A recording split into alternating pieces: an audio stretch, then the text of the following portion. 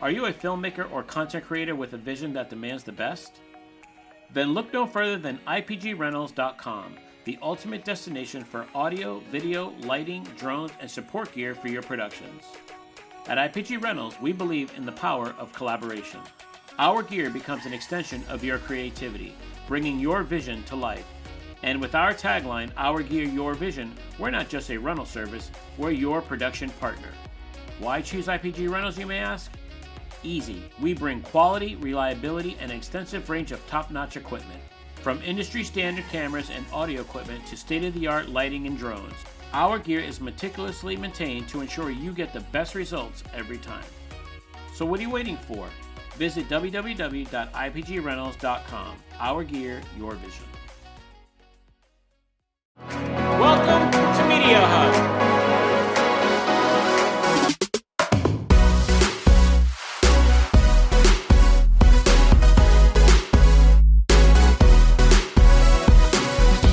Oh!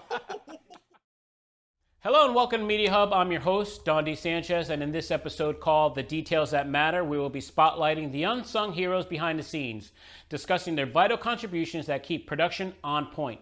They may not be in the limelight, but their efforts are essential to every successful project. Which brings me to today's guest. Her name, Ana Rivera, and she's the owner of Beauty Special. Beauty Special caters to weddings, TV and film productions, fashion shows, and commercials. They are trusted by industry giants like the Walt Disney Company and Universal Orlando.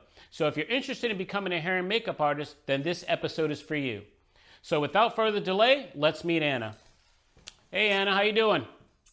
Good. How are you? Thanks for having me. Good. Yeah, no, I'm glad you were able to do it. I know you guys have a busy schedule. You guys always have so many shoots going on or projects going on. So thank you for saying yes when I contacted you. I wanted to start out because me and you go way back. You know, we've done many projects together throughout these probably 3 decades. I'll say that nice and low, 3 decades. But I thought you would be great because there are a lot of people that do hair and makeup, but even for me, like, people don't really go to film school to do hair and makeup, so I thought this would be great because there's a lot of people that want to get in the industry, you know, but just they don't know how to. So I thought you would be the perfect person to do that, not only because you have a successful business, but you also bring on a lot of people on your team because you guys are so busy. So why don't you tell everybody how you started out in the industry? I started very, very young. I was 17 at the time. I moved from California to Florida, and I got a job at the Walt Disney Company in the cosmetology department doing wigs in Magic Kingdom. And I always wanted to get into the production side of it, but there was no openings.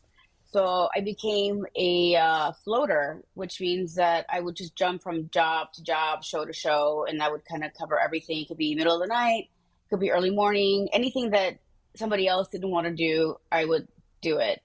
And that's why I started. I started at 17, and I would work on shows like Star Search, Mickey Mouse Club, Golden Girls, the Roseanne Show, anything that was taping at Walt Disney World that needed cosmetology support. I would always be working on shows like that, and that's how I started in the production industry, in the TV world. Yeah, that's awesome. But how did you end up getting into the wig department or the hair department? Was it just wigs, or did you do hairstyles as well in that department? How did you get in there?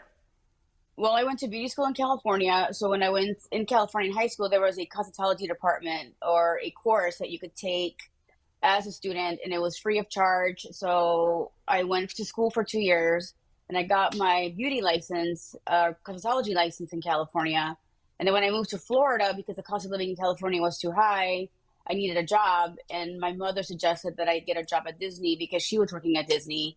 Because I did not want to work in a hair salon. I wanted to work in the hair world, but not in a salon. And my mother was a hairdresser, and my grandfather was a barber. So I always had that hair bug in me. So it intrigued me. And then when I went to apply, because I was so young and I came from California and I had a lot of hours, then I was able to get the position in the cosmetology department at Walt Disney World. And that's why I started. I started working with wigs. But I had more of an interest in the TV and film industry. And I think that was like 1991, I think it was. I don't even remember, but and that's why I started. I kind of like just jumped in and helped out, and then it became, one job after the other, and that's how I stayed there. Well, that's what I wanted to ask you next. Like, how long were you staffed before you made the jump to freelance? And then from Right. freelance, let me ask you this: from freelance, did you go straight into beauty special, or were you freelance for a while and you No. said, okay, let me decide on opening up a company? Can you just go through that for me? Like, how long Yeah. were you staffed? What made you jump to freelance? And then from freelance, what made you open up beauty special? So I stayed at the Walt Disney Company in the production side for, I was what, 17, 18. I would say I was there till 20, 22, 23. And I worked at MAC Cosmetics at the time when it was owned by MAC Cosmetics. And because I had so much TV and film experience, I would do a lot of like fashion shows. I would go to Europe. I would go to Miami. I would go anywhere that MAC would be doing fashion shows, Fashion Week. And I was in charge of, their artists and creating looks for like Betsy Johnson, Adidas. So we would work on the models. I would create the look, do the models, and then they would copy the model look that I gave them, and they would do that. And so I worked at Mac for, I don't even know, like 4 years. I was still doing freelancing on the side when I was home, but I was mostly traveling and doing makeup for Mac Cosmetics. But when Mac was sold to Estee Lauder, then the whole industry is just hiring an artist. It was now retail. It's like sell, sell, sell. It's about the money dollar. It's not about the artistry. So I knew that it was time for me to go. So I was doing a training at the Florida Mall, and I was going into a transitional period. And when I was working, somebody that walked by the mall saw me in the store, and they asked me if I was back in town. And I told them that I was back in town, but I needed to figure out something because I was in a transitional period of my life. So that person suggested that he had heard that the department that I was working in production was coming to an end. So that department that did production kind of transitioned into Disney Fairy Tale Weddings because there were so many of us and they didn't know where to place us. We kind of got thrown into weddings. So that department was now going into a transitional period, and they were getting rid of that department. They were gonna be absorbed by the parks. So a lot of the brides weren't gonna have any hair and makeup, and they were kind of freaking out. So he suggested that I go in and apply. So I did just that. So I made an appointment, put an interview in the offices at Celebration for the fairy tale department, Disney Fairy Tale Wedding department. And when I went, they said that they knew that I would be. They said we knew you'd come.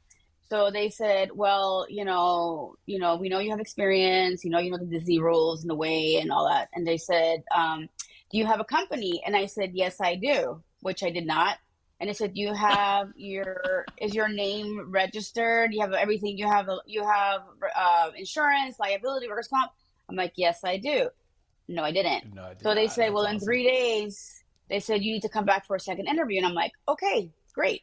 So then I called my friend because I was also working in Vegas, working celebrity poker. So I told him, I was like, okay, so I just lied, and they said that I told them I had a company, have insurance, have employees, and I'm like, I don't have any of that. And I'm like, what do I do? Because I need to show proof of insurance and everything. So he said, contact this CPA, pick a name, get registered, you call this insurance company. So since I've been traveling in Europe, I opened up a magazine, a photography makeup magazine. I'm like, okay, whatever name comes up, it's all in French. Whatever name comes up is the name I'm going to call my company. So then I opened up a magazine, and this name Beauté Spéciale came up, which means special beauty. And I'm like, okay, that sounds good. I'll take it. And then I needed a logo. And so I had a logo of this black and red squiggle line that somebody had drawn. It's actually my silhouette because I was on a show in Europe, and I was making the schedules for the makeup artist, and it was an event, so we had to wear like this red lipstick, and like we had to have these long lashes. And so when I was kind of making out the schedule, the artist that was sitting next to me just kind of drew me with a red and black Sharpie and created this silhouette. So that's a silhouette of me that nobody knows. So then when I needed to put my company together, I picked the name. I picked the logo. I got it all registered. I got an attorney. I got a CPA. I mean, I was ready to go.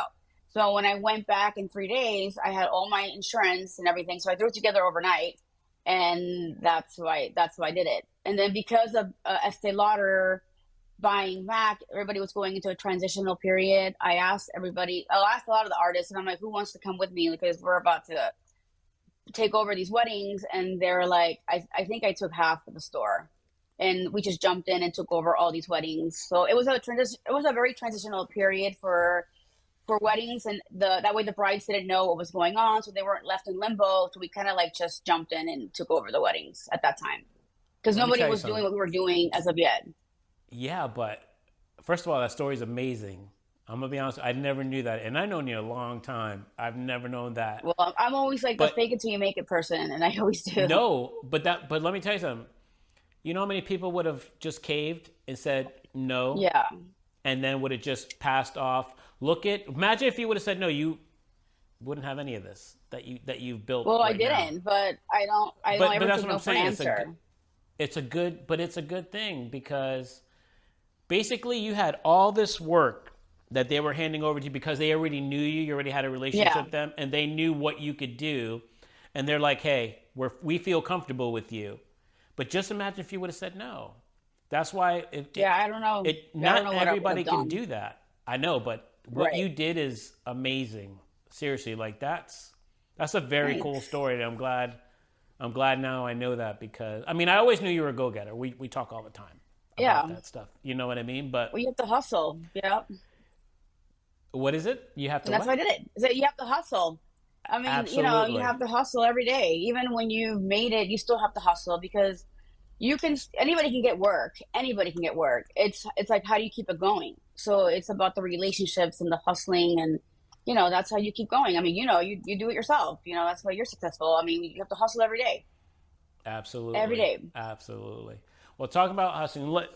And I learned this after me calling you to do a couple hair and makeup jobs on our shoots. It's, you know, I had to learn all the questions to ask prior to even calling you or say, hey, Anna, this is the job we got coming up, blah, blah, Yeah. blah. I want you to know, like, when somebody calls you, right, and asks for your team to come out, what are some of the questions? Like, you must have already a layout of a certain criteria of questions that you need to know to either do the job or send the right person out to the job. What are those questions that you ask? So when the client books a job, I ask, obviously, first I ask, is it a celebrity? Because obviously, a celebrity, in our team, we have people that are seasoned, and we have some fresher artists. And if it's a seasoned celebrity or somebody who is particular, then obviously I would send a seasoned artist or myself to work on that celebrity.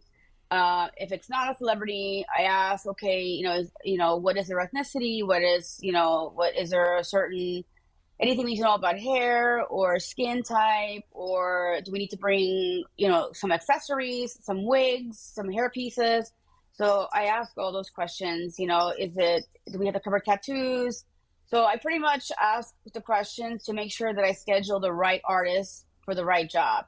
So it's not about okay, we have an artist available, I'm going to send this artist. It's about scheduling the right artist for the right job, because we have to make sure, A, that the client is comfortable and the talent is comfortable, and B, that the artist is comfortable as well, because, I'm not going to put an artist in a situation that they may not be comfortable doing. So I do make sure that I, ask a million questions to make sure that I schedule the right person for the right job. So, in essence, that's what I pretty much do when I schedule an artist on a job. But how do you separate yourself? Because here's the thing. A lot of artists can't do, let's say, African American hair or Spanish hair, Yeah. or you get what I'm saying? Like, so your team, you in general, Yeah. did you get all those people and build your team like that to separate yourself? No, well, I'm pretty much well versed in everything. So when we work in hair and makeup on location, we're not really like, doing any chemical services. We're not doing any type of hair color. So that is not what we specialize in. Even though we're cosmetologists and estheticians, a lot of us can do things like that, but because I know that it's not a chemical service and pretty much any of us can do. But there are people in our team that are like, let's say, African American. We did a job for a big campaign for the African American community. And it did involve some hair extensions that involved, and we had to weave some hair, we had to glue some hair. So obviously we wouldn't do that on set. We would do that prior to the job. So I do have artists that have specialties in certain areas. So then I would schedule that artist to go and do that specialty thing that needs to be done. We do have artists that are like special effects artists. I don't specialize in that. I can do it, but it's not my specialty. So when we have to create like a cut and a bruise, or create like a portrait on somebody's body, or anything, then I would schedule that person to do that job, because that is what she specializes in. Even though she can do other hair and makeup, that is her specialty. So I try to, again, schedule the right person for the right job. So I do ask the questions of what needs to be done for what job. But like I said, I do have people that specialize in certain areas that can do things that we would not normally do on set, or that if we do on set, it's all hands on deck, and they would take care of that person doing that job. It takes a couple hours, so the rest of us keep going with everything else. So it's pretty much just asking the right questions. Yeah. Did I answer that right? Yeah, you did. Let me ask you this.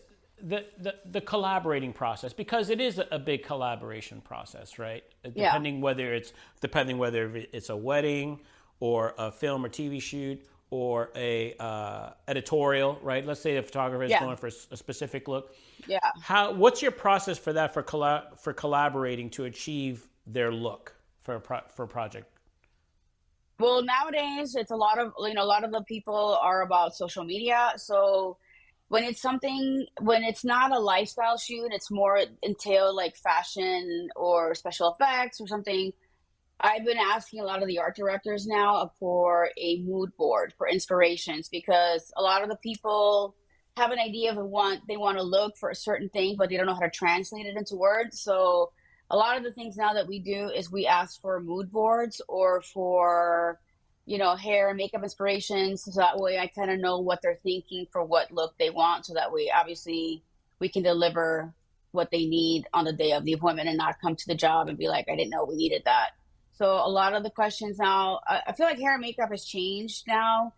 And before, when they were just saying your job, you just kind of, okay, here I am doing the job. But now there's so many moving parts to hair and makeup. It's like it's a huge business, that you have to make sure that, you ask for inspirations, you ask for, like I said, the particular question. So that way, if we have to bring hair, then we buy the hair, or we have to buy certain, a blue eyeliner that I would not normally have in my kit, then I have enough time to order it.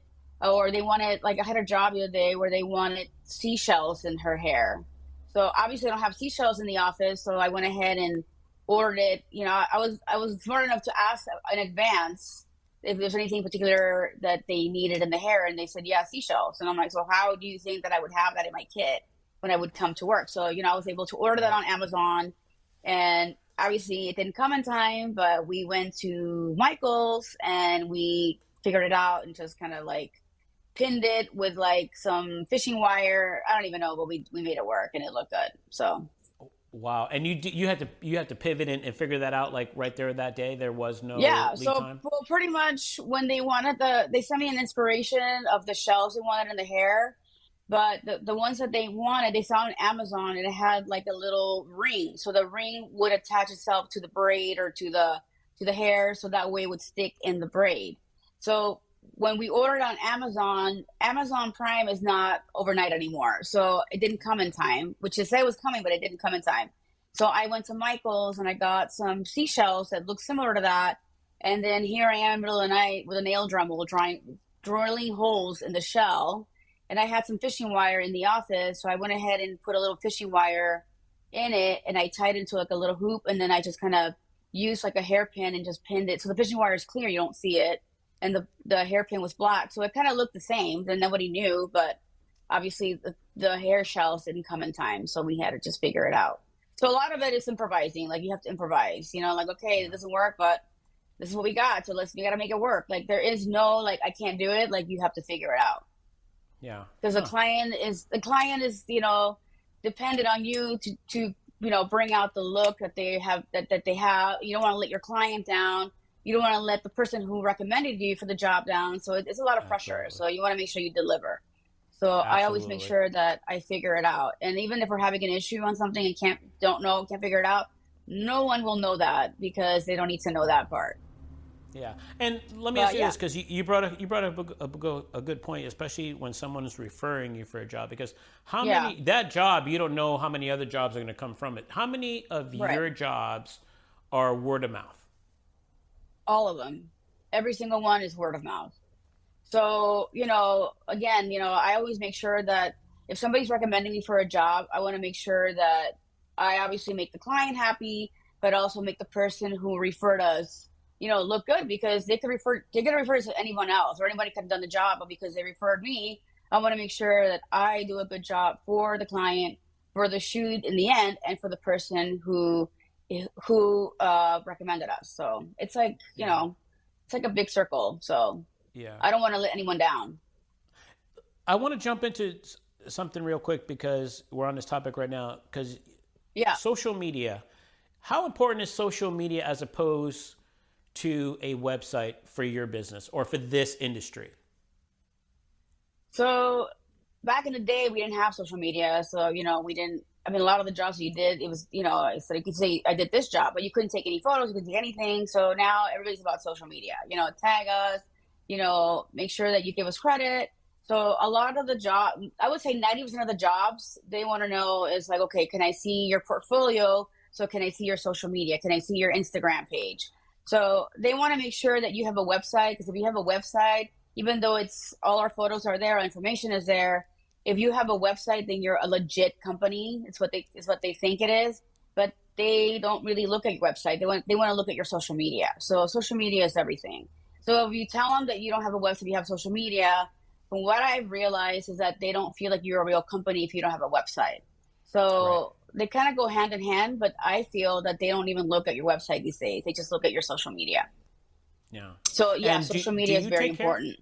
Do you take care of it, or somebody on your team take care of it? No. So I have my personal one that I post here and there, but it's a lot of moving parts. You know how it is. It's you get Yeah. tied up and you forget to post, or you're on a job and you can't post anything because it's top secret. So you just don't even bother if you don't want to get in trouble. But we have a company that we hire, and they do our social media. And so what we do is, she did our website and she also does social media. So we upload photos in our Dropbox and then she creates reels and post on our social media. She posts on Instagram. She does LinkedIn, Linktree, Facebook. I mean, you name it. She does it all. Yeah. So yeah, And we do have a company that does it. has it been profitable for you? Has it been the return on Yes, investment on it? Has it worked for you? yes, 100%. So I was never a believer. I'm like, who needs social media? Like, forget it. I don't have time Right. for it. But I have noticed that between word of mouth and social media, our business has tripled. So Wow. definitely, definitely, I would recommend social media. Like I'm old school, as you know, and I'm like, Yeah. I don't need social media, but you kind of do. and You um do. and and has it grown in every aspect? Meaning weddings, TV, Yes. and editorial. Yeah. And I've told people in the past that before I go, we just do hair and makeup. But I'm like, hair and makeup is so much bigger now. It's so much. Everybody wants glam. Everybody needs glam. Everybody needs hair extensions. Everybody needs lashes. I mean, everybody needs a spray tan. Like, it is such a huge business. Like, it's more than just hair and makeup. It is like a huge company. There's a lot of moving parts. It's a very political business. You just have to know how to play the game right. And you just have to stay on top of your game. Like, you have to reinvent yourself every couple of years. And that's what we do. Let me tell you something. So, I had no idea weaves were that. oh yeah. Uh, they're. Before I was Want to African invest in this American, somehow. Like I I literally want to know. invest in this somehow. Before African, it was just African Americans. Like, oh, does she have a wig? But now Yeah. it's everybody, even children. Like, okay, I don't like the hair. Can you bring some hair? Like, actually, I was on the phone before we started doing this for a job I'm doing on Monday, and she is a well-known celebrity, and they're like, okay, so do I need to bring hair? And I had to bring hair last time. They're like, yeah, you should go buy some hair. because she may need it. And, I feel like I have hair, they change her hairstyle every color every couple of weeks. So Right. tomorrow I'm going to look at the television to see what she looks like currently, so that once I'm done tomorrow, I can go to the hair store and buy some hair to put on her, because she expects me to have it. So, so Which you not just do even what you got not to even do. regular, but not even regular women in the salon had this. I know only because of how you guys helped us out on our wedding. Let me tell you something. Yeah. It was a blessing, and I'm gonna tell this story because I only know the process. But when we renewed our vows, and my wife wanted, my wife's all salt, pepper now, or white. Yeah, Yeah. that was the She's hardest beautiful. Her hair is beautiful. thing. But that was the hardest thing to find out of Oh, doing yeah. the whole doing the whole wedding. That was the hardest thing to find, is this hair, and then to match. And she tried 3 other people, and I was like, you know what? Just try Anna. Give her a call. See what happens. Yeah. And then you guys were like, no problem. Just send me the hair. And I was Yeah. like, I couldn't believe But it. we have people on our team that specialize in hair color. Like, they do hair and Yeah. makeup, but that is their specialty. Everybody has a specialty. So, Yeah. we're all good at everything, but everybody has a specialty. So I knew that she can, so she went to a school that specialized in hair color. Like, she already knew all that. So I knew that she could do it. She So, killed I it. mean, does she She still wear killed it. them, or is her hair long now? No, well, her Lean's her hair hair. is longer than it Yeah, yeah. now. But I mean, it's. Let me tell you something. She was so happy. And Yeah. Oh, I good. mean, I don't have to say how women are. You know how women are with hair, and make sure it Yeah. all matches Of and perfect and course. everything. I'm like, it's fine. Oh, Just yeah. put it up and we'll be fine. But no, you No, guys it's you guys did it not. great.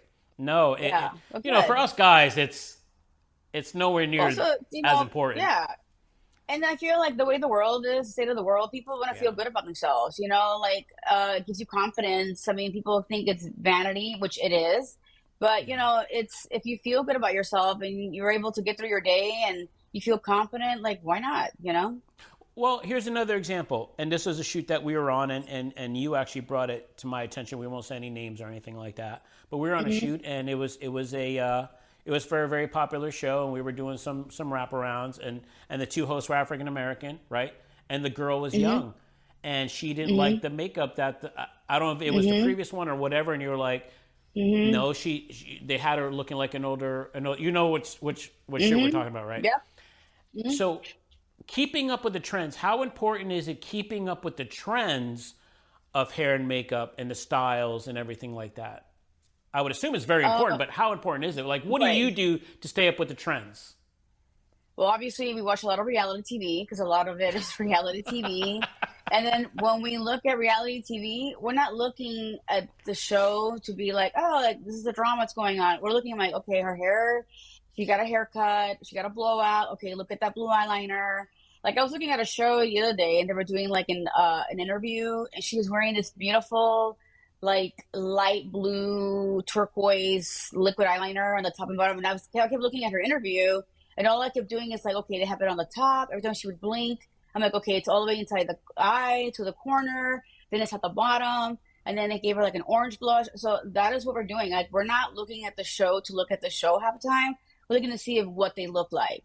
Because a lot of times when you go to a client, they'll pull up a picture for reference of a celebrity or a reality TV star, and they want to look like that. So you want to make sure that you know what they're talking about, so that you're prepared to be like, oh yeah, I know that person. I know exactly what you're talking about. So it's a lot of research. It's a lot of homework. You have to live it, eat it, and breathe it. When I look at a magazine or I look at a movie, I'm not looking at the movie, at the story. I'm looking at the whole hair and makeup glam. Did they blend it well? Okay, they missed the neck.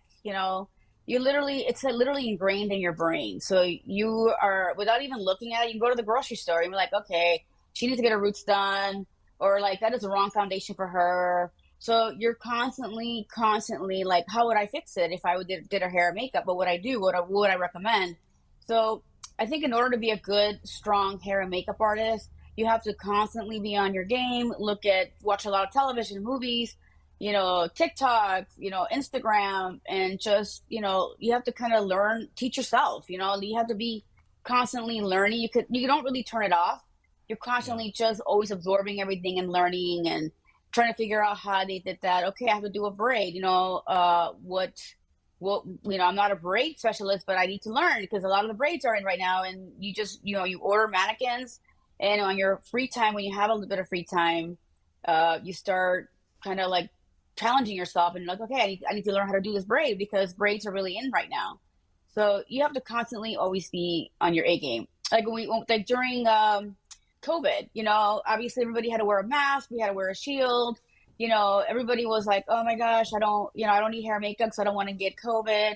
And I tell people, I'm like, we're licensed professionals. There's a reason why we have a license. Like, it's not about, oh, I need to get a license to work. It's about, okay, so learning the proper procedures of sanitation. You always wash your hands. You always bring hand sanitizer.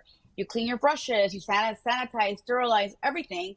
So I had to work really hard to keep us working during the pandemic. So I was like, we're professionals. We don't none of us really get sick because of that, because we sanitize and clean all our implements every single day or after every single client.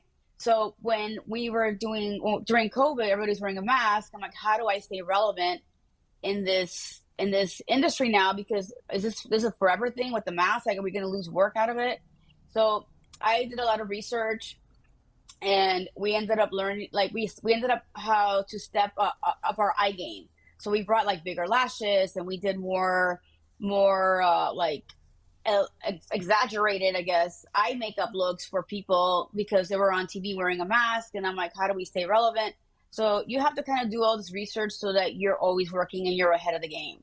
So now that we're not wearing masks for TV, people now want that eye makeup look, because glam was a big deal. So that is how we were able to stay in the game when a lot of people were not working. It's because, you have to do some research and see, okay, what do I do now that we're not doing a full face of makeup?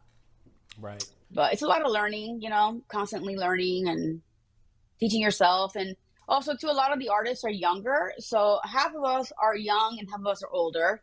So we learn from each other. So there are things that the younger artists are teaching me that I would not have normally done back in the day, that I'm like, okay, well, it works, And then a lot of the younger artists are like, oh, a lot of highlight. I'm like, okay, calm down with the highlight. It's good to do some highlight, but this is the right highlight to use. If you use too much highlight, then it's going to look oily on the skin, it'll look sweaty. So you have to kind of like, kind of observe and learn from them, and then they learn from us as well. So we kind of help each other out.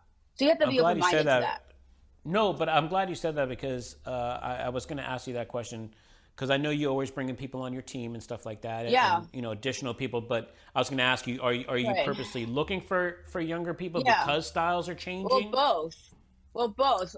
We still have a seasoned clientele. So, we have to have people that are comfortable doing, shorter hair, or maybe some of these old hairstyles are coming back where they want like a big teased bouffant, like a French twist type of thing. And a lot of younger artists don't know how to do those kind of older hairstyles. We do train them. Okay, so this is how you tease, this is how you pack a tease without looking like a rat's nest. We can still comb it out. So we have to find people that, that can still do these older hairstyles, but are still trainable, moldable to learn the older hairstyle, but in a younger sense. But it's been very hard to find people that are open. So a lot of the people that have worked in the industry for a long time think they know it all, which is, an issue sometimes. And I've been doing this a long time, but I don't feel like I know it all. I know a lot, but I don't know everything, and I'm not afraid of like, okay, you guys, what is your input on this? Like, what do you think I should do? I'm not afraid to ask, like you have to humble yourself. Like, okay, what do you think we should do? We're here to get the job done. It's not about me. It's about the company. We're all here together as a team. How do we accomplish this to make sure that we succeed and get this job done right so that everybody's happy, So you have to humble yourself sometimes. Absolutely. And I do that a lot. All right. So Ana, are there differences for makeup application for TV, for editorial, and for weddings? Are there different types? There is. So back in the day when I started, obviously high definition TV was not a thing. So we had to really know how to do a really good makeup application. So we didn't have a contour palette. So if we didn't have a contour palette, then you would figure out like a dark eyeshadow or a dark powder and make your contour palette. So I feel like I have an advantage because I learned how to do makeup when there was no high def. So you had to do a good job. Now there's so many things on the market. There's high def makeup. There's a contour palette, a highlighter palette. A makeup sealer, a makeup primer. Like we didn't have all those things back in the day. So yeah, there is a big difference when you do makeup for weddings, TV, and all that stuff. So in the end, everybody wants to look like they came off the red carpet. That is like the ultimate look. Even for brides, it could be a grandma, it could be a TV show. I mean, everybody wants to look like they came off the red carpet. Nobody wants to look bakey, like dry, boring. They want to look like sexy but elegant. So everybody wants to look a bit, even grandmas, they all want to look like a bit sexy. So a lot of the makeup that we used to use back in the day, like we had airbrush makeup. And from my experience, my professional experience, I feel that airbrush makeup is going to become a thing of the past because a lot of the makeup now, even like the drugstore brands that you buy, they've come a long way. Like the foundations, they have good coverage. They look good on skin. Like you would never be able to tell from a drugstore foundation to a name brand foundation that you buy at a high end department store. So I feel like the makeup has evolved in a very strong way. And there's for these younger artists that are now starting, there's so many options. There's so many, like the thinking of like what do I buy? What do I do?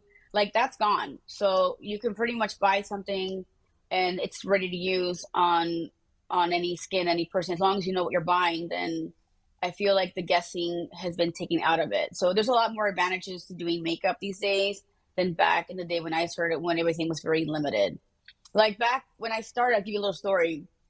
There was no, like when we do a corporate person or a person that is bald, we have like a mattifying cream that we put on their bald head or their forehead so that way they don't look like they're shiny. So back in the old day, it didn't exist. So I remember I would use like the band deodorant. It came in a ball, the one with the ball, the band deodorant, the liquid. So I remember that I would take the ball out and I would pour it in a container and then I would paint it on their face. And then that's like a deodorant because that's, it's a antiperspirant. So I would literally paint it on their face and they had no idea that it was a deodorant that I was using because it didn't exist. We didn't have anything to use for mattifying. So I didn't keep it in the band deodorant box. I didn't want anybody to think it was deodorant, which it was. So I pour it in a bottle and I would just paint it on and it would just dry their skin like really matte. And then I would make up over it. So you had to kind of be creative. And now there's like 20,000 products out there that can give you a matte look without having to buy a band deodorant that was costing like $1 or something at the time. Wow. So that's how I did it. So Ana, do you have a specific brand that you work with that you like? Not necessarily. I mean, all the makeup lines kind of stepped up their game. So there's a lot of good products from a lot of different lines. So I may use foundation from one company because I feel like it works really well, or use a blush from another company because I like it. So not necessarily one brand. I mean, you can go by the dollar store and buy like a cheap blush that's like really, really fuchsia, but it works really good. So, I mean, there is no one company that makes one certain product, and it's always good if you buy a product that you know what it's going to do. Like the product should work for you. Like not that it works for you, but it should work for you. So in other words, like if you're stuck in a building and the power goes out and you're working with your phone light, which has happened, if you use that kind of foundation or that blush, you know exactly what it's going to do for you. There's no guessing, like, is it going to dry well? Is it going to blend well?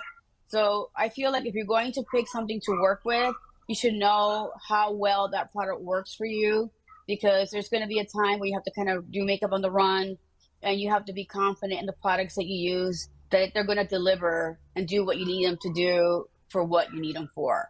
So I wouldn't say, buy everything matte, buy everything Fenty. I would say buy different products and different lines, try them out. Just because they're higher end doesn't mean that they're better.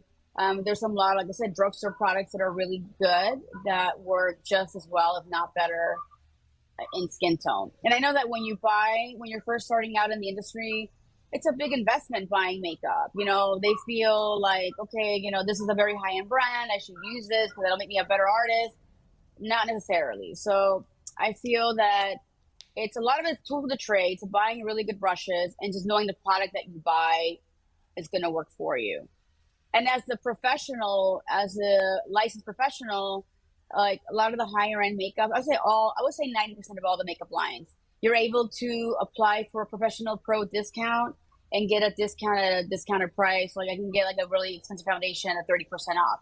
You have to go to the pro website and purchase from them to get that discount. So, I would say apply to get discounts and maybe work for a makeup line that I know it's, you're working in retail, but you get a lot of free products and it'll help you build your kit. And you also work on a lot of faces. So I say as a makeup person, the more faces you work on, the better you get, which means that a client come into the store, it could be an elderly lady, it could be an African-American person, it could be an Asian person. So the more faces you work on that you don't know what you're working on till you meet them, the better you get and the quicker you get. So actually working in retail is not that bad.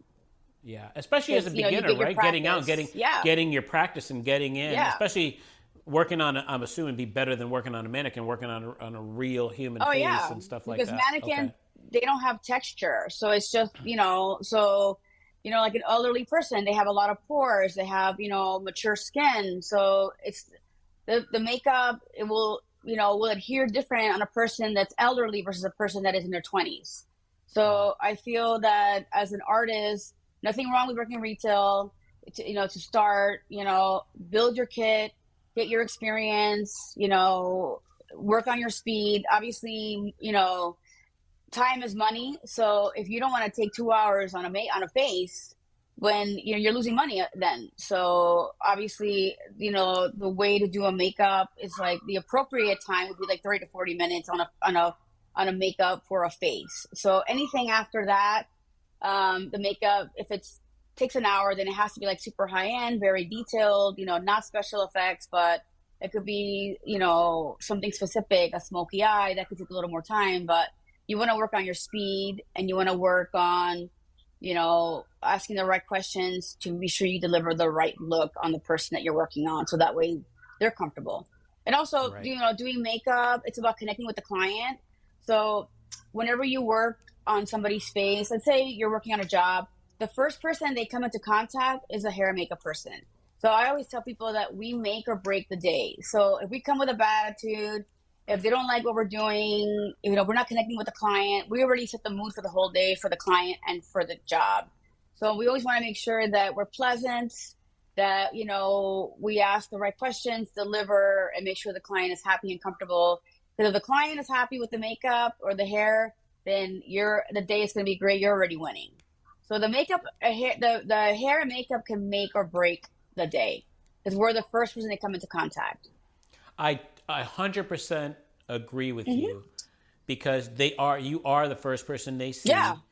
Especially if they're not happy with the way you make them look, they will come to set upset. And then everything is rolled down from there.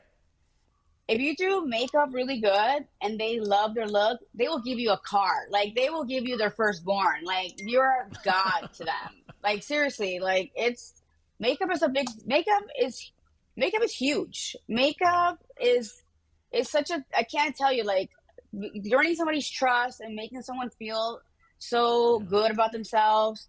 It is a big deal. Like, you can work on a politician, and this is the best they've ever looked. I'm like, they're ready to take on a country. Like, I literally have experienced that. Well, that's what I wanted to ask you, because that you do see a lot of hair and makeup artists just travel with certain celebrities or whoever, a celebrity. Let's just call him a celebrity. Did you say, is that something you've done, or is that something that you stayed away from? So, no. I worked on everything. I worked in movies. I worked on pageants, reality TV, photo shoots, runway, music stars, presidents, government. Like, I've done it all. I literally have done every single aspect of this job, even horror makeup. And it's not my favorite, but I've done it. So you just have to connect with the client. As long as the client is happy, they'll fly you wherever you need to go, because there's something that it's like that trust that they develop with you, and they trust in you, like, how to work on their face, you know that you make them look good. So as long as they're happy and you've earned that trust and they're comfortable with you, you know, you you can move mountains. Trust me. Yeah. Yeah. No, I after seeing it, like if I wouldn't have been in the industry, like I would be like, what she's saying is not true, but it's 100% Yeah. true. It's a hundred And percent too, true. when you do makeup, you have to make sure that okay, you did the makeup. So when you're on set, look at the monitor. Okay, just because it looks good in the makeup room doesn't mean it's going to look good on camera. So you have to Yeah. be able to train your eye and catch those things. You have to be kind of like OCD about the job that you did. So you have to be hard on yourself. I'm very hard on myself. Like I'll look at a monitor and be like, okay, that one piece of hair is it's blowing in the wind. I need to put more blush on because she looks like she's washed out. The lipstick does, it needs to be a little brighter. Like I look at that because when you're on set, the director, the producer, they're entrusting in you that you're doing your job and you're looking for those things. They're not going to tell you that. So I Right. always tell people that when you work on a job in TV, the real job doesn't work until you're on set, whether it be dealing with the elements, dealing with a change, dealing with the lighting. Sometimes people don't know how to fix the lighting. Don't, you can't fix humidity. The lighting is what you got. It is what it is. So you have to kind of make that up in the hair and makeup to make sure that they look right because the people can't fix the light. They can't fix the humidity, can't fix, anything else. So you have to learn how to train your eye to see those things to be able to fix those things on camera. Very good. Very good advice. What's your favorite to work on? What's your favorite project to work on? Whether it's TV commercials, editorial, Yeah. weddings. What's your favorite? You personally. Well, yeah, I'm a very artistic person. So even as a child, I would color in a coloring book and outline and then use a tissue and fade it out. So I like color, and my favorite thing to do is editorial and fashion. Like I thrive in just fashion, like the whole energy, the vibe, the music, the looks. That's my favorite thing to do. And back in the 90s, when I was working at Mac, we were doing Fashion Week, and I worked a lot on the models, like Cindy Crawford, Linda Evangelista, like back Chrissy Turlington, back in the good old days, Naomi Campbell. Like that's when makeup was makeup. It was exciting. It was great. It was just an amazing time for makeup. And I feel like a lot of those things have died out already. A lot of it's like, oh, it's a TikToker or it's a influencer, and it's still fun to do, but like those days of like the makeup on runway and fashion, and they're in magazines. Magazines they're a thing of the past now. I feel Yeah. like it's just the world is different. So for me, as an artist in my career, that was the most exciting time. So anytime I do makeup on somebody, I try to roll out the stops and always elevate my makeup look. Even if it's supernatural, I will elevate, do a wing liner, I'll do a pop of lip, I'll do a cut crease. Like I always try to elevate it to put my signature on it when I do it because I love anything in fashion or editorial. Do you have a favorite piece you've done? Uh, I've done a lot of things, but let me see. One that sticks out, A like you're piece. like you looked at and you're like, wow, like you impressed yourself. Like I'm proud about this one. I think I've done a couple shoots for. I did a cover for W Magazine years ago, and I think it was one with Tyra Banks or something. I don't remember, but I always like seeing my stuff in magazines. That always excited me. Anything that was fashion, I was like a big nerd about it. So I still get nerdy when I see like when I do a makeup. I feel like Yeah. oh my god, this is so amazing, and I love what I do to this day, and so I still get nerdy. But one of the things that I felt that was like seeing my work on a cover of a fashion magazine. That was like okay, that's cool. Is That that was when you pretty felt cool. like maybe you made it? Like, is there a time where you felt I like don't feel like I've I made made it it? still. I don't feel that way. I feel like Yeah. it's such a constant. I mean, it's like once you do well, like you have to keep going. Like I don't feel like I've made it. I feel like I'm doing Yeah. well. I feel like people know me, but it is such a struggle to stay in the game, not be in the game, but stay in the game. And I also feel like age plays a big number in this thing. A lot of people are younger and or even like the older artists. They feel like, okay, I've worked a lot and here's my makeup and They're gonna go on set, and I'm gonna wait by the shade. I'm like no, like you need to go out there with your talent. So a lot of people in this industry are kind of like hateful towards me because they feel like I make them look bad, but I'm just doing my job. Like when I'm working, Right. I go into work mode. I mean, anybody who knows me knows that I'm a good time. I like to kid around, play around, say things. But when I'm working, I am Yeah. focused and I am working. Like Yeah. I'm not here to play. I'm here to work. But but I don't feel like I've made it. I feel like I still struggle internally where like, am I going to keep working? I have mouths to feed. Like, am I going to be okay? Like, they're trying to take my job. Like, they're trying to copy me. Like, I still have doubts and I still have insecurities like any person as an artist would, Yeah. I don't feel like I've made it. Yeah. I mean, what's here today can go tomorrow. Like, you never know, just because Absolutely. you're Right. doing well today doesn't mean you'll do well tomorrow. Like during Right. the pandemic, we weren't working. So I had to go work at a strip bar doing makeup for strippers, to keep everybody on payroll. I've never done makeup for a strip bar at a strip bar for strippers, but here I go. You just never know, You have Did you to say look you at have to do everything. this during COVID? Hmm. Shut the hell up. Yeah. Wow. Out of all the times we talked, that's one thing you never told me. Yeah. I was working like, I don't know, 11 p.m. to 4 a.m. I'm not going to name the place that I was working at No, because it's you don't very need popular. to. I think Yeah. everybody gets But, the gist of it. I literally have never done makeup on strippers like that. I've done strippers. I'm like, okay, I even done porn movies back in the day, but I was never in the Oh my! room. I I was so doing see you makeup. doing that. Yeah. Yeah. So, There's nothing you that gotta, shocks me from you ever. I have done everything in this. I even done dead people. I've even done a What? corpse. Yeah. I'm not going to name the person that I worked on. I'll tell you off Yeah. camera, but when he Yeah. died, like I always worked on him and his family was like, okay, he's dead now. He died of natural cause. He's old. And they're like, you need to make him look like himself in his coffin. And I'm like, I'm not comfortable working on dead people. I'm not. And I remember him as alive. So the family begged me to do it. So, I learned that when you do makeup on dead people, the texture of the skin does not adhere normal makeup. Like there's nothing to hold Right. it. So I had to take a Right. class with a person that works in a morgue, a makeup artist. So I had to blend wax with the stuff that I was using because it would stay on the skin. Because if not, it wouldn't be because there's no pulse, there's no warmth on the skin. The makeup wouldn't adhere to it. So I literally had to take a crash course on how to do makeup on a dead person at the morgue to do this person's makeup in his coffin. And I will never do that again. I have nightmares to this day about it. Well, those are things you can't unsee. Like once you do that, like those images are just in Yeah. your head for life. Like you can't unsee that. My next Yeah. question to you was going to be, what was your most challenging thing? I'm gonna Yeah, guess working, that's working on a probably dead right up. person.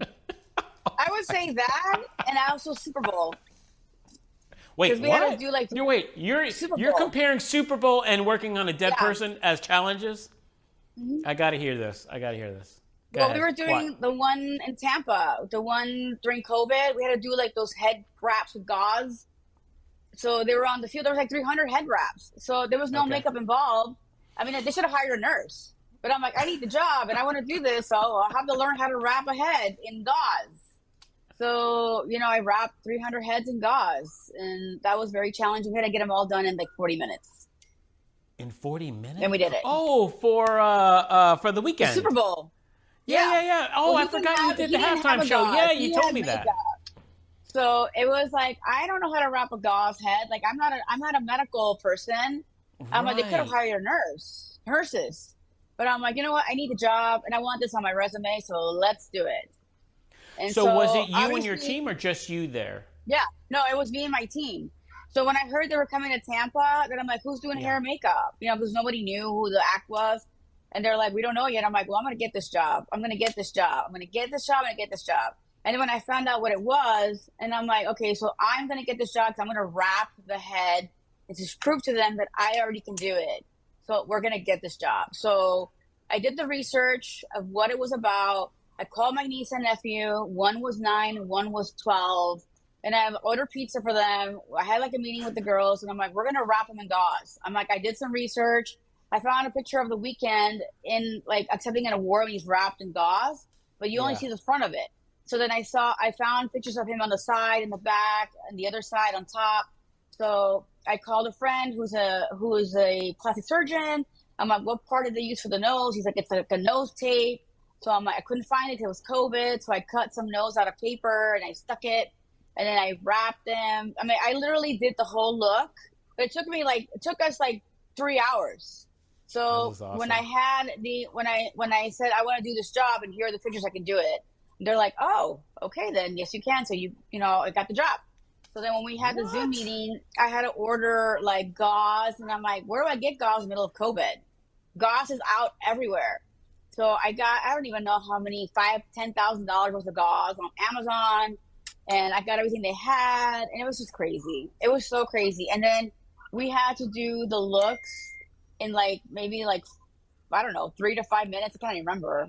And so Yeah. there was two of us tag teaming. So we kept doing it over and over and over and over and over again until from 3 hours, we got down to 30 minutes. Like, it's still too long.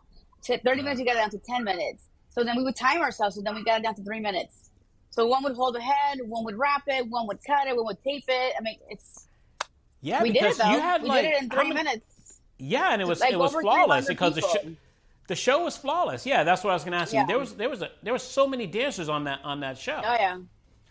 It was crazy. Wow. I had no But idea. that was challenging, and there was no makeup. The only one that had makeup was the weekend, and he was easy. But it was just the head wraps, that were Yeah. so intricate, because it's something that would only a medical professional would know how to wrap a head wrap, Right. and it was just so challenging because I'm like, I've never done this before. And then the weekend was like, we need more gauze, and I'm like, more gauze. I'm like, Jesus, I'm like, where am I gonna get all this gauze? We did rehearsal. And he's like, it has to be more like fully gauzed. And then I'm like, okay, well, we're out of gauze now. So what do I do? I got everything out of Amazon. And then we were in Tampa, and they have a lot of medical supply stores. I went to like 10 different ones, and they're like, well, we're out of gauze. We send them to the hospital, so we don't have any more gauze.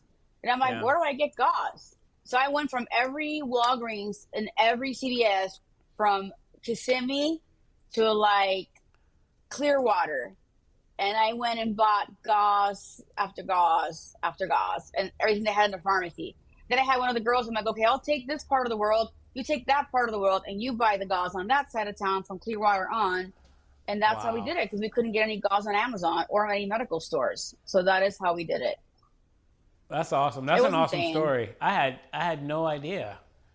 Yeah, I don't know. again, I don't you remember figure if it you told me you out. did that, but yeah. But You have to just knowing that improvise. you could make calls though to people too, and be like, hey, how do you do this? How do you do this? How do you do Yeah. this? Oh, You know? if I need to do something for somebody, I have no problems calling the right person. Like, what do I need to do? How do I do this? I mean, I'll call people and ask questions. I want to make sure that I do my job, that I deliver. It's always about delivering. So again, Yeah. as a makeup artist, like, it's about delivering the job. It's not about just doing it. It's about, I would say my job is 50% personality, 50% the work that I do. So Yeah. if I don't have a personality, I can do like the best job, but I don't have any personality. Why would they call me again? So it's all about the personality and the work that you do. That And I have a lot of explains personality. a lot. Oh yes, you do. Oh yes, you do. For the So, viewers at home, Ann and I are like brother and sister that love-hate relationship. It's like when we see we each do. other, we have to, who's going to throw the first dig? And it's usually her. I'm not going to lie. You usually beat Yeah. me to the punch. But it's like with us, anybody in the crew, they know Anna's going to be there. They know we're going to laugh. Oh yeah. Yeah. What's the point of being there for 16 hours if we're just going to be doom and gloom? Absolutely. Which brings me to my next question. What advice would you give to an aspiring makeup artist looking to break into television or into wedding or an editorial? What advice would you give them? Like, what are I some would of the definitely characteristics they say, need and stuff? right. So it depends on the state that you live in. I know Florida has some tougher laws when it comes to doing hair and makeup.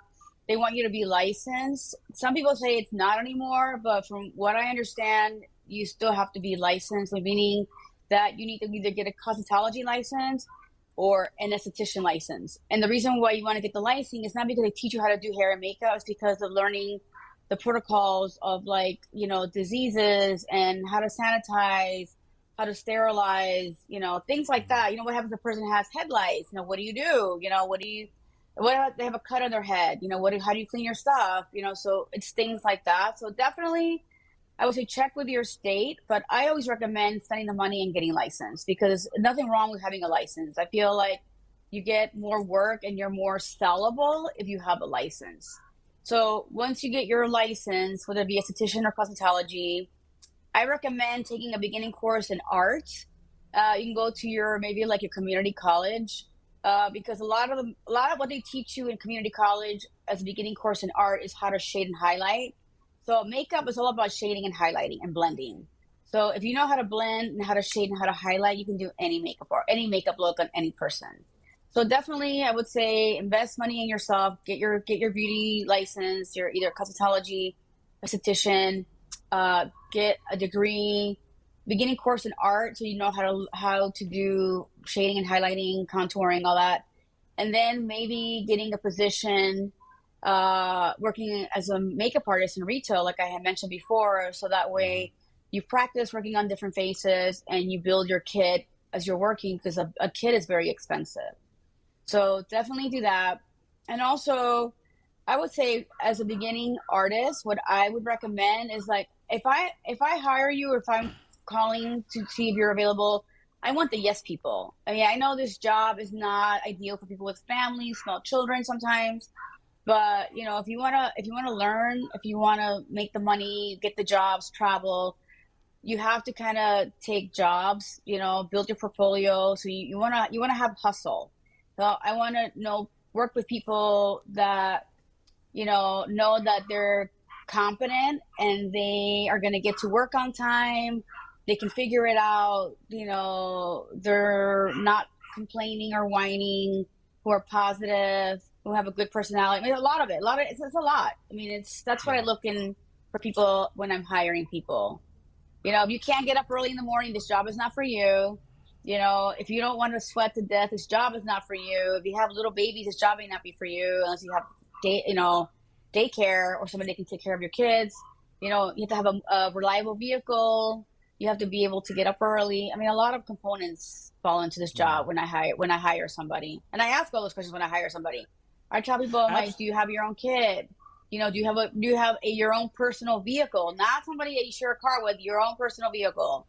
Are you able to get up to go to work at 3 a.m? Can you work at night? Can you work weekends? Because I know a lot of those people that work in salons have Sundays and Mondays off. They don't come in till 9 or 10. Obviously this is not that type of job. And there's times where we're sweating to death in the heat. The elements, the humidity. It's no joke. So you have to come to work when you're sick. You have to come to work, when you don't feel like going to work, and you have to perform. Perform is right, because you could be having a bad day, but like you said, you can't make the celebrity or the wedding person on her wedding day. No. You don't want to be bringing her day down as well. Yeah. And I tell people that we all have our problems, we all have family issues. Nobody's perfect. We all have our things, But I look at work as a distraction. I'm going to work to distract myself because I always tell people that what we do, obviously, it's vanity, it's hair and makeup. We're not going to solve world peace, so it could help. If they look good, but also too, it's kind of like a fake business. And so I always tell people you have to have like a fake work persona. I know it sounds terrible to say, but just because, your hood or street don't have a college education, it's okay, but you're going to work in a fake world. So bring your fake persona, like I have an Anna number 2. I have Anna number 1 at home. Everybody knows me at home. And then I have an Anna number 2 at work, where I am work Anna, So you have to leave your problems at the door, come to work. Work is a distraction. We're happy we have a job. Be happy. I know it's hot. I know it's long hours, but I would rather work in doing this than working a 9 to 5, in my opinion, for myself. So, absolutely. you have to bring those components. Yeah. You got me wondering though, which one do I know? Do I know Anna 1 or do I know Anna 2? This is Anna 2 at work. And number 1. Oh, so I do know Anna 1. Street. Okay. Yes. Straight up. Okay, good. I just want to make sure I got that right. When I tell you that I'm going to cut you, I'm going to cut a bitch, that's Anna number 1. But Anna number 2 is speaking very proper and trying to articulate everything that I'm saying. Right, right. So yeah. So, but it's I true love though. it. I always tell people like, you can't take yourself serious. You know, this is a fake job. It's Right, vanity. It's vain. We're right. vain. Like we're getting paid to make people look vain. So you know, do it. You know, leave your problems at the door. Go to work. Be happy. It could be a worse. You know, we could have worse things in life. So Absolutely, I don't know. absolutely. You kept saying the kit, and I want to. Is there a base kit that someone should have? If so, can you just go through like what that base kit should be? Like, if someone comes to you, they better have at least this base kit. Can you go through that?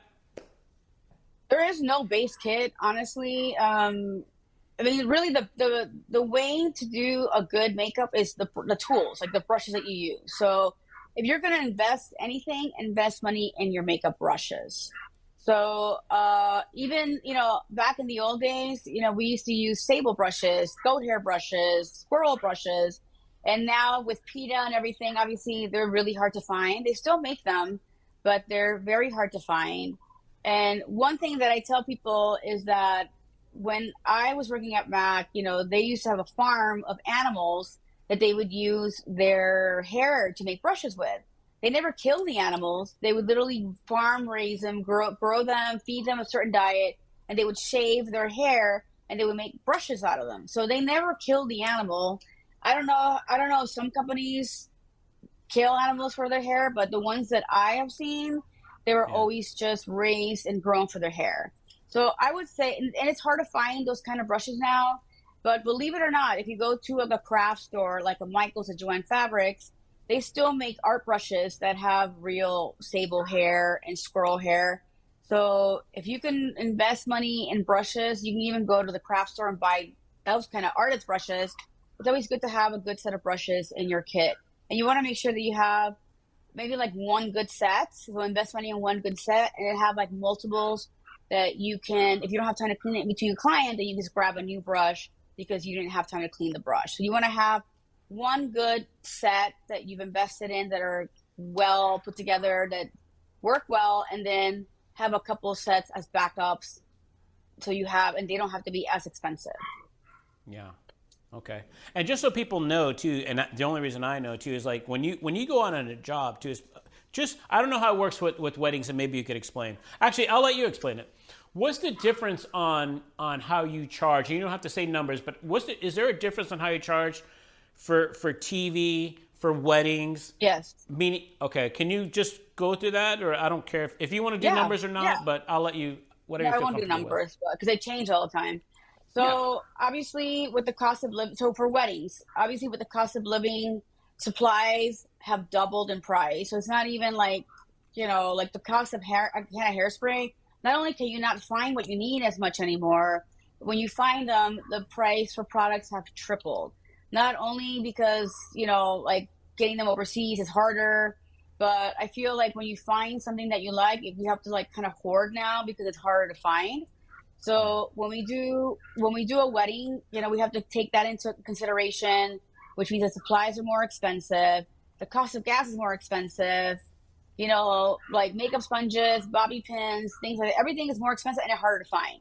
So obviously, you know, you have to charge a bit more. You have to kind of stay relevant in your market when you charge price for a service. So when you do a wedding, you charge per service, but you have to not overprice yourself where you won't get work, but you have to also, charge your services so that you still get compensated for your products and your mileage. And going to, we still do weddings at 2, 3 in the morning, believe it or not.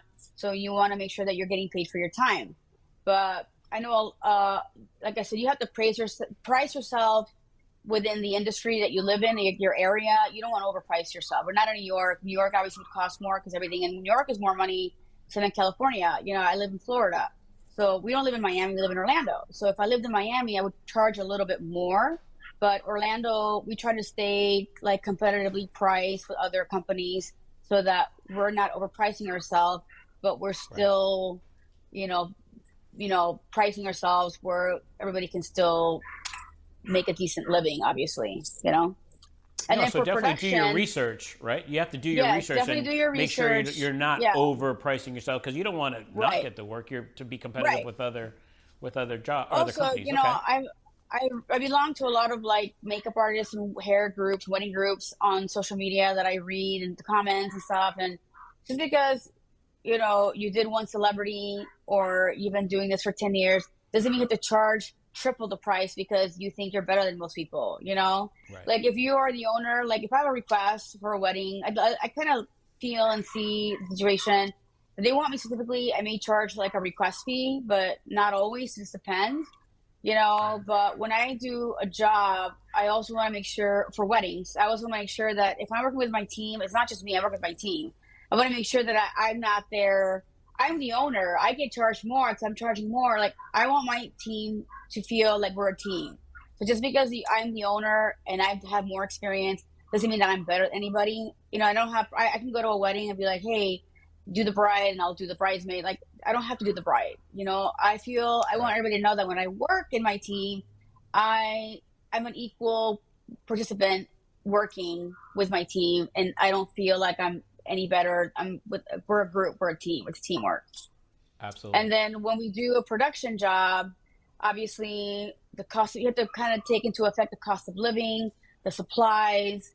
So you would get like a day rate for a production job if it's local.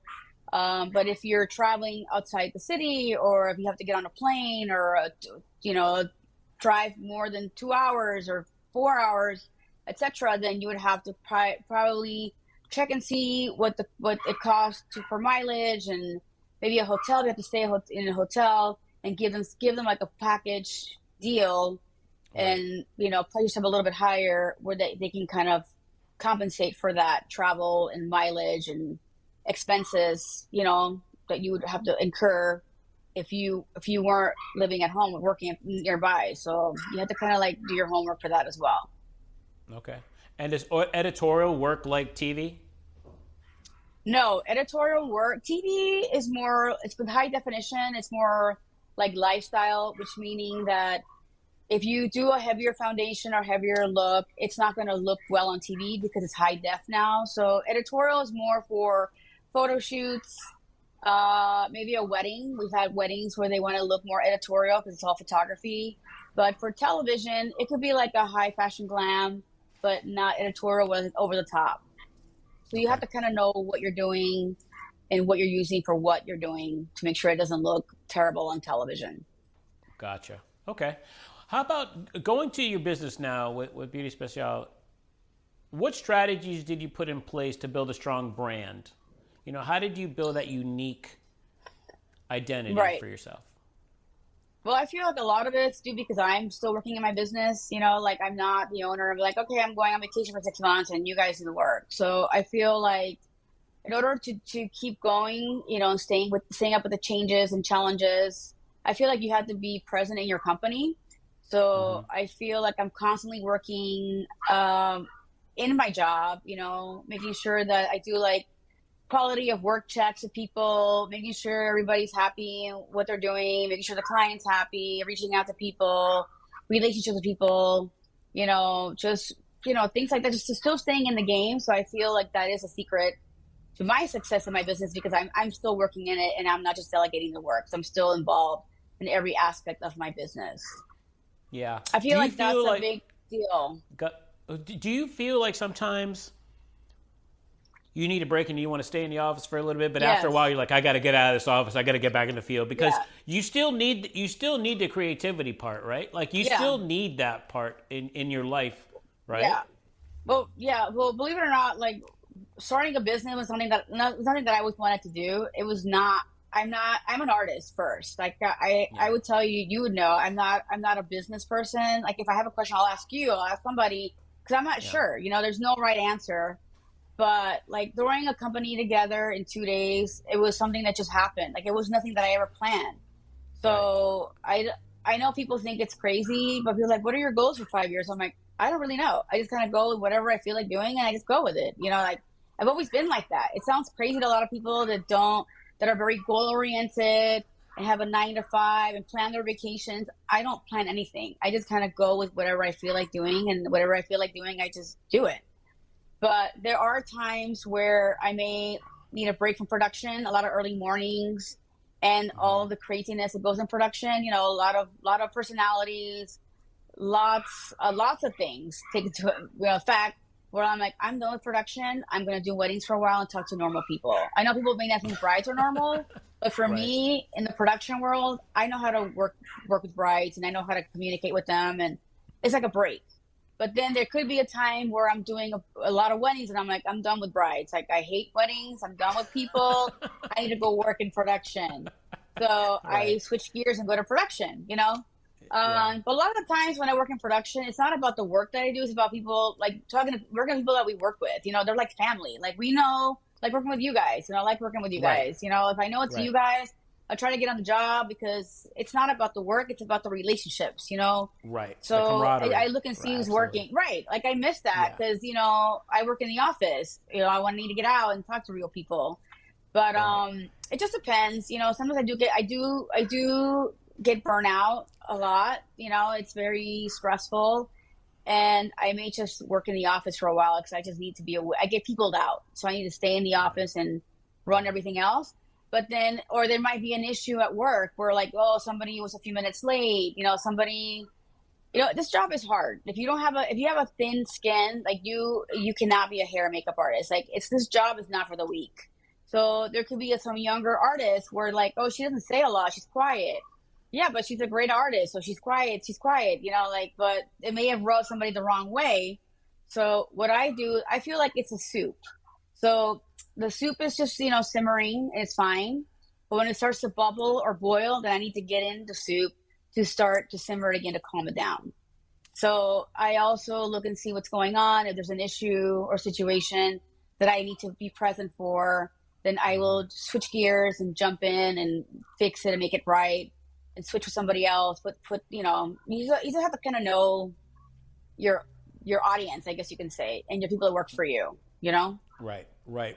You definitely need to, that was good what you said at the end, because you definitely need to know your client and your audience, because like you said, sometimes I have to jump in. It's just sometimes I have to jump in to either show my face to the client because they haven't seen me in a while, or just to make sure that they know everything is still good, because it's a comfort thing for them as well, right? It is. And a lot of these younger artists, like, they're so talented. We have one that they're like, well, she just talks a lot.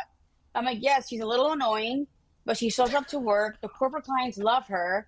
Her makeup skills are like amazing, and so she may not be everybody's cup of tea, the younger artist, like, she talks a lot. But I'm like, okay, so if her thing is that she talks a little bit too much, but she hasn't said anything offensive, hasn't not shown up for work, the client loves her, well, sorry, but you're going to keep getting her because she's doing her job, know? But this job, and like I said, a lot of the younger artists, they're into their phones a lot and they're into social media a lot. So before I'd be like, put away your phone, don't be on your phone. But, a lot of people are like, put us on social media, or they may have small children that they have to check on. So I have learned to be a little bit softer with that. I'm like, okay, well, use your phone when you need to, but don't be on your phone all day. And, and because of that, a lot of younger artists don't have that communication skills. They have the artist skills. They'll show up for work on time, they'll deliver, but they don't have that connecting thing where they connect with the clients because they lack communication skills. But honestly, that is the way of the world these days. A lot of these younger kids, that's what they do. I mean, like, you can't really be mad about it because that's what they do. You can be like, okay, don't be on your phone as much, but that's the way of the world. Like, this is what we live in. Yeah. All very good advice, especially that last part, which is going to bring me to my next question.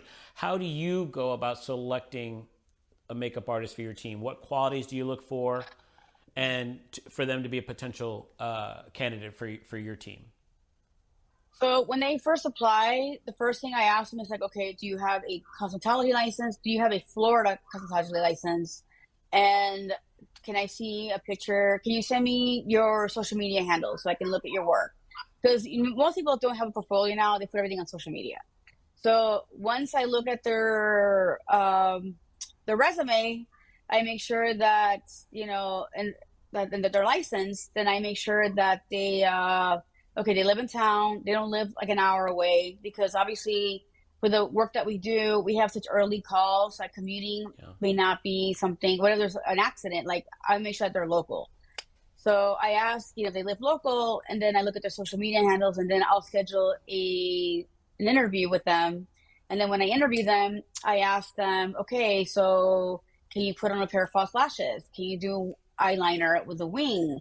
Are you comfortable working on all skin tones, ethnicities? Do you have a reliable vehicle? Can you get up at 2 in the morning? Can you work overnight?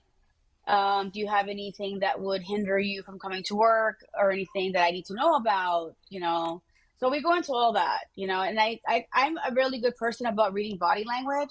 So they can be telling me something, but their body language is saying something else. So I'm pretty good about reading people. So they may tell me like, yes, yes, yes, but their body language is saying something else. They're stalling about something. I'm like, something's not right. Something is off. So I'm a pretty good judge of character. So, and I feel like anyone is trainable. So just because your makeup is decent, but you have a good personality, you're able to work, you want to do it, you're a go-getter, you're like, yes, yes, yes, I'll do it. You want to hustle. I will be willing to invest time and money in that person for somebody that has it all. I always go for the underdog. So, because I know that anybody is trainable and teachable. It's the ones that are like, well, I know how to do this. I had a person that I interviewed that somebody recommended, and I interviewed her, and she's like, well, I live in DeLand, and do you pay a travel fee? I'm like, no, because we hire local. So if you live in DeLand, that's on you. That's what we need, a local artist. And then she's like, well, you're gonna pay for my tires, you're gonna pay for my oil change, you're gonna pay for this. And I'm like, no, I don't pay for that. Yeah. I'm like, next. You're like, I was like, X. Sometimes you wonder, like, what are they thinking? They're not thinking. They think they're divas. And I'm like, I've been doing this for 36 years. I'm like, I can do circles around you. So you better just simmer down. But it's a lot. So you're in awesome times. Really you're just in awesome times with people.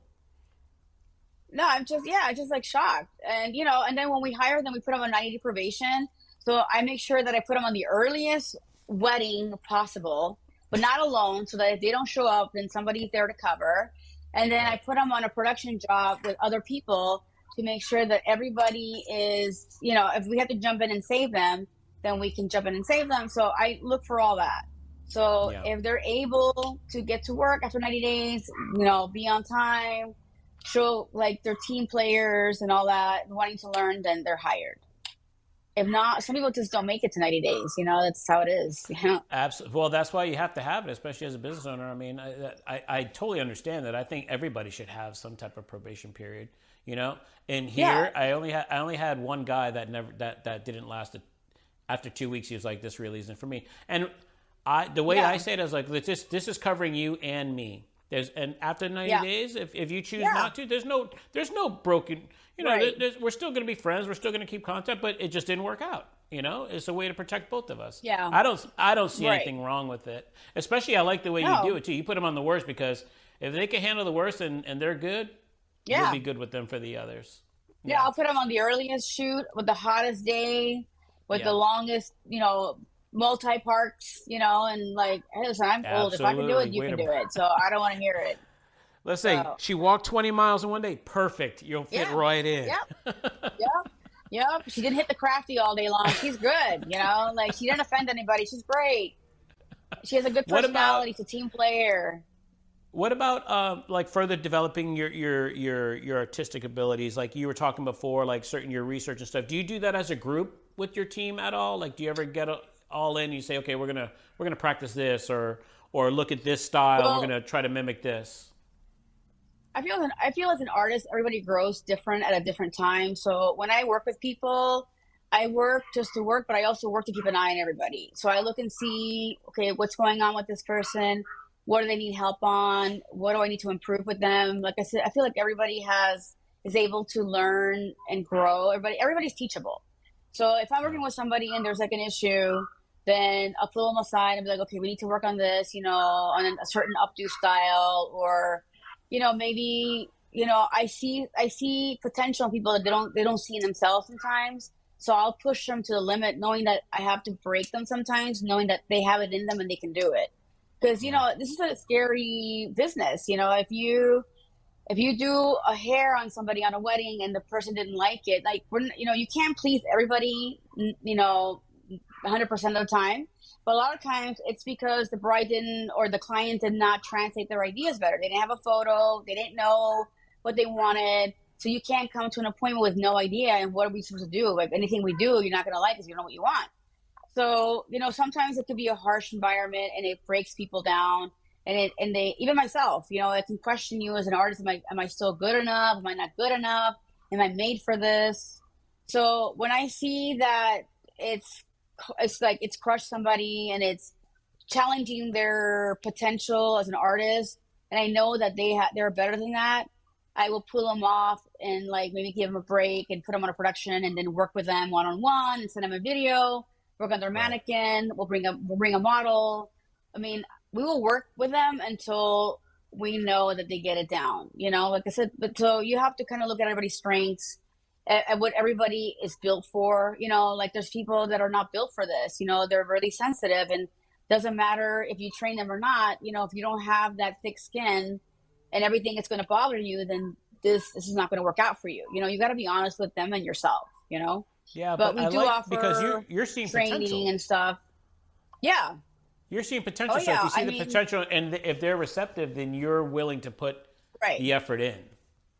Yeah. And anybody that works for me can't be like, well, she didn't do it. How does she know? She didn't go through it. I have been through everything, Right. lived through everything. There's nothing you can't do that you said that you can't do that I have not done or been through it. So if I can Right. survive it and I know you have potential, you're like, I will Yeah. take care of you. I will protect you. I will show you. I will help you if you're willing to stay here and learn and be loyal and be a hard worker. Like I will reward people for loyalty, because it's hard to find that these days. And like I said, I Absolutely. still work with my team. I'm not going to send somebody on a job that I would not do, that I would not ever go to work in. So there's nothing they can't do that I haven't done already. And I understand where they're coming from.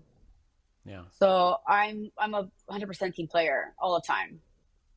Awesome. And I'm sure everybody on your team would be glad to hear that, especially Yes. protecting them Yeah. as well. Oh yeah. I mean, people that work for me, they're not gonna say, they'll never tell me that I'm lazy. When you hear like, how is she to work for? They'll never say that I'm lazy. They never say Right. they never got paid. They never say any of those things. The thing they'll say is like, I want to be like her. I want to do what she does. And it's not that easy. It's a lot of No. years, and you still work at it. Yeah. So that's Well, been my biggest struggle. People feel like they can do what I do and they can't. And it's just like, it's always something, with past employees that feel like they can do what we can do. well, But how it's a long? How 24 long hour has Beauty? operation. Let me ask you this: how long has Beauty Special been around? 20, 30, 25 years, 30 years? 20, like, no, like 27 years. 27 So, years. Yeah. wow, that's awesome. And I've 27 been doing years. this 36 years, I think, now. I don't even Oh, remember. well, here's the thing. So, by being successful all these years and you're still on top of your game, how important is networking? Oh, it's 100% very important networking. And it's, again, relationships. Like I said, I may not be everybody's cup of tea, which we all know, but we do have No. people that have worked with us for many years, and Yeah. they have different strengths than I do, and they'll go on a networking event representing us. So you have to kind of know your strengths and know your audience and know who's good at what. But 100% networking is the way to go. Relationships. I mean, I've worked on people that work in my industry that when I knew them, they weren't married, had kids, and now the kids are getting married now, they have grandkids. Like, it's just crazy. And we're Yeah. doing their proms, we're doing their homecomings, we're doing their weddings. I mean, it's just relationships, we're like family. But a lot Yeah. of it is networking and relationships, 100%. Are there certain things that you do and you don't do for networking? What do you mean by that? Well, the reason What does I'll that bring up mean? no. I'll bring Just up a certain kidding. thing because I remember when we did this big CBC shoot, and you guys played a big role in that. Okay, as far as our CBC shoot, Yeah. our clients were super happy with every aspect Wait, of the, it. the British one? I don't No, the remember that Brazilian one. There's a one, lot I the remember. the Oh, the God, Brazilian one that we did for the Brazilians. tourism. with Okay. the Disney Channel host, and then we have the family. You know, Okay. but at the end, like for me, I wanted to thank everybody on the team, and I was like, hey, I'm gonna have everybody come out. We're gonna go to Oh Bahama yeah. Breeze and stuff like that. And there's something, and you're like, you didn't show up, but it seems Mhm. like it's something that you don't do. I want to bring this up, and Mm-mm. I don't do that. No. I okay, don't go well to rap that's parties. yeah, I don't. Okay, so I'm a really good networker. Like I'll go to dinner with people. I know their families. yeah, I'll go to events. I'll do events for people because we're family. But as a rap party, I don't go to rap parties. In my personal opinion, I feel like nothing good ever comes out of rap parties. I feel like it's one too many drinks. Maybe said the wrong thing, in the wrong time. I feel like my personal opinion is nothing good ever comes out of rap parties. yeah. Holiday parties are different, it's work related or things like that, but a wrap party, I feel I've seen things on people where they've crossed the line and they're not asked to come back, so I don't want to put myself in that situation that can happen. And knowing myself, because I don't have a filter, I try not to go to any wrap parties. So so I know myself. that explains everything. Now I understand Yeah, why. But I mean I know that's myself. yeah. Well, that's a good thing though to know your limits, and why even put Yeah, myself in that situation is the way you're looking right, at it. right. I mean, I have a client that I've done hair and makeup for I don't know, 27 years, and they Yeah. still call me and they fly me everywhere, and I still, after every season, they invite me to the rap party, and I have never been to a rap party. Wow. I don't go to the rap parties. So if I called you and said, "Hey, Anna, I want you and your team to come to our Christmas company party," you wouldn't come. Yeah, that's a Christmas Oh, party. It's a holiday okay. party. Okay. There's other people there, but a rap party is like we're exhausted. We've had it's a rough shoot, Right. or where we don't want to hear about this job. We want to drink till we don't know our names. Like that's a different vibe. Okay.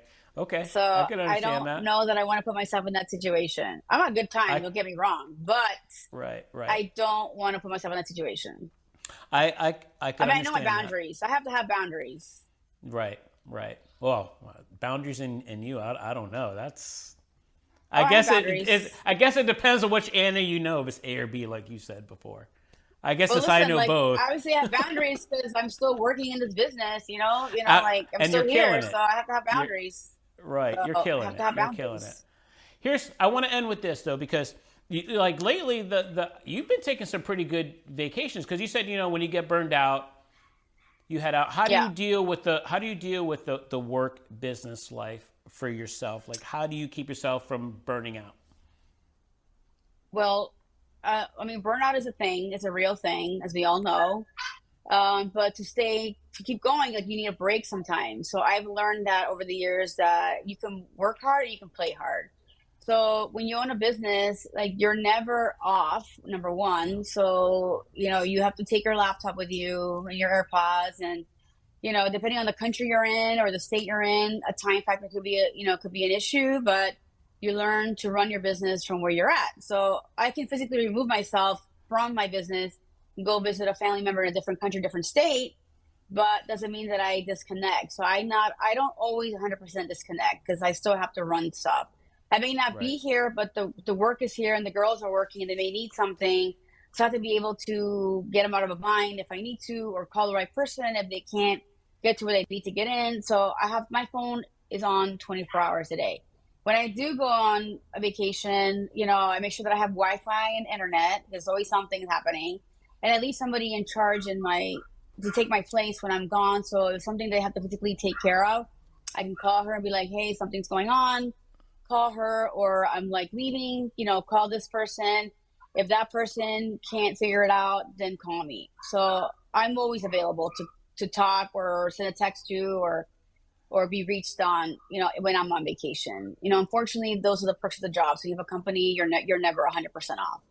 It's how it is. Yeah. No, I And I've learned that 100% understand. Yeah, I 100% understand. You're never off. And like you said, like because your your company's your calls come in all the baby. time. Yeah, like Right. yeah, Right. all 24 Yeah. hours a day, and the client needs an answer like right away, or the client is like, I want to talk to you. I need to talk to you. And you're Yeah. like, okay, so the reason why your company does well is because you're your company. They want to talk to you, so you got to talk to the client. It's how it Yeah. is. Yeah. Like, so this job is not for people that want to just break away 100% and be like, okay, I'm gonna run a company and I'll be living in a different state and you guys run it. Like, I feel like the secret to my success is still being involved in my company, because my company reflects who I am as a person and as an artist, and what I represent. Values, and the hustle and quality and all those things. It's Yeah. very important. With that being said, I want you to end with that. If you could just give bullet points on to be in this business and be successful, what do you need?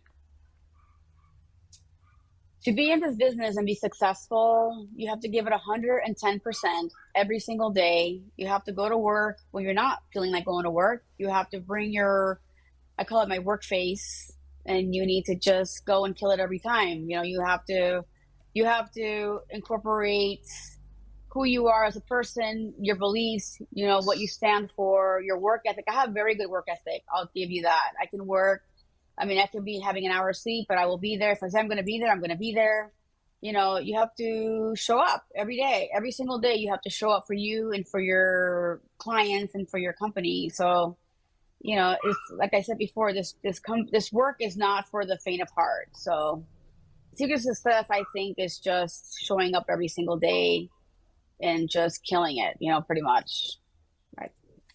I don't even know how to end it, but that's pretty much what I do. I don't even know what to say. I Like, love that's it. what I do. Like, I fucking show up for work. I'm here, bitches. I'm here, bitches. And like, here she is.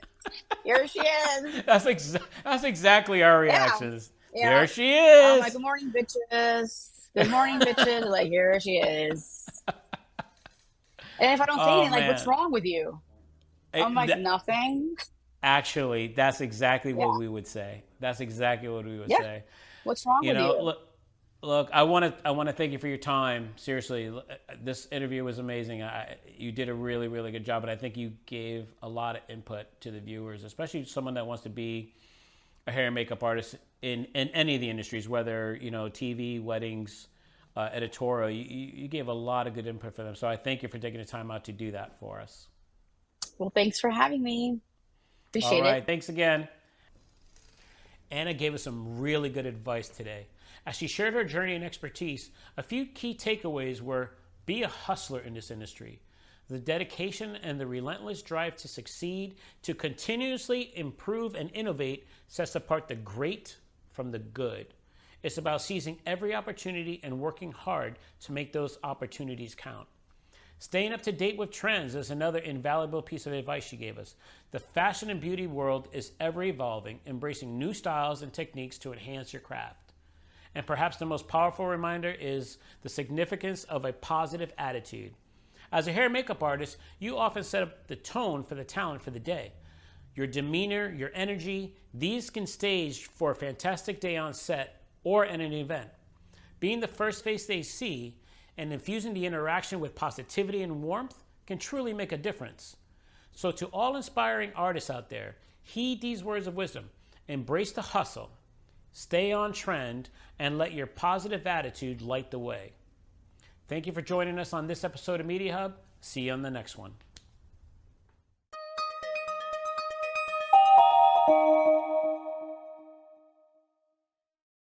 Are you a filmmaker or content creator with a vision that demands the best? Then look no further than IPGRentals.com, the ultimate destination for audio, video, lighting, drones, and support gear for your productions. At IPG Rentals, we believe in the power of collaboration. Our gear becomes an extension of your creativity, bringing your vision to life. And with our tagline, Our Gear, Your Vision, we're not just a rental service, we're your production partner. Why choose IPG Rentals, you may ask? Easy. We bring quality, reliability, and an extensive range of top-notch equipment. From industry-standard cameras and audio equipment to state-of-the-art lighting and drones, our gear is meticulously maintained to ensure you get the best results every time. So what are you waiting for? Visit www.ipgrentals.com. Our gear, your vision.